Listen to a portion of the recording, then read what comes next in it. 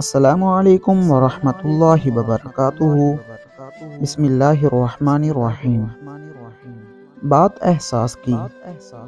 School میں استانی نے بچوں سے ٹیسٹ میں پہلی پوزیشن حاصل کرنے والوں کو انعام کا وعدہ کیا کہ جو بھی فرسٹ آیا اس کو نئے جوتے ملیں گے۔ ٹیسٹ ہوا، سب نے یکساں نمبرات حاصل کیے۔ اب ایک جوڑا سب کو دینا ناممکن تھا، اس لیے استانی نے کہا کہ چلیں قرآن اندازی کرتے ہیں، جس کا بھی نام نکل آیا اس کو یہ نئے جوتے دیں گے۔ قرآن اندازی کے لیے سب کو کاغذ پر اپنا نام لکھنے اور ڈبے میں ڈالنے کا کہا گیا۔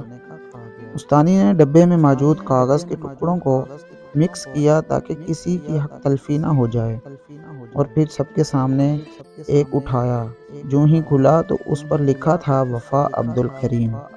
سب نے تالیاں بجائیں اور وہ اشکبار آنکھوں سے اٹھی اور اپنا انعام وصول کیا، کیونکہ وہ پھٹے پرانے کپڑوں اور جوتوں سے تنگ آ گئی تھی۔ والد کا سایہ سر سے اٹھ گیا تھا اور ماں لاچار تھی، اس لیے جوتوں کا یہ انعام اس کے لیے بہت ہی معنی رکھتا تھا۔ جب استانی گھر گئی تو روتی ہوئی یہ کہانی اپنے شوہر کو سنائی، جس پر اس نے خوشی کا اظہار کیا اور ساتھ رونے کی وجہ دریافت کی، تو استانی پھوٹ پھوٹ کر رونے لگی کہ مجھے رونا وفا عبد الکریم کے جوتوں سے زیادہ دیگر بچوں کی احساس اور اپنی بے حسی پر آتا ہے۔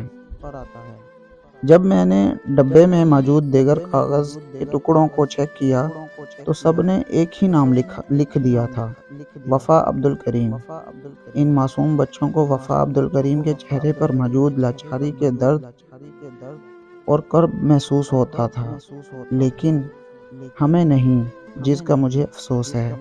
میرے ایک استاد بتایا کرتے تھے کہ بچوں کے اندر احساس پیدا کرنا اور عملاً سخاوت کا درس دینا سب سے بہترین تربیت ہے۔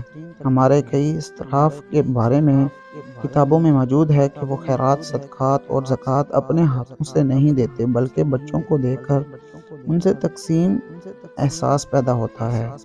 اللہ کرے یہ پیغام سب تک پہنچ جائے۔ امید کرتا ہوں آپ سب کو یہ ویڈیو پسند آئی ہوگی۔ ملتے ہیں نیکسٹ ویڈیو میں۔ جزاک اللہ خیرہ۔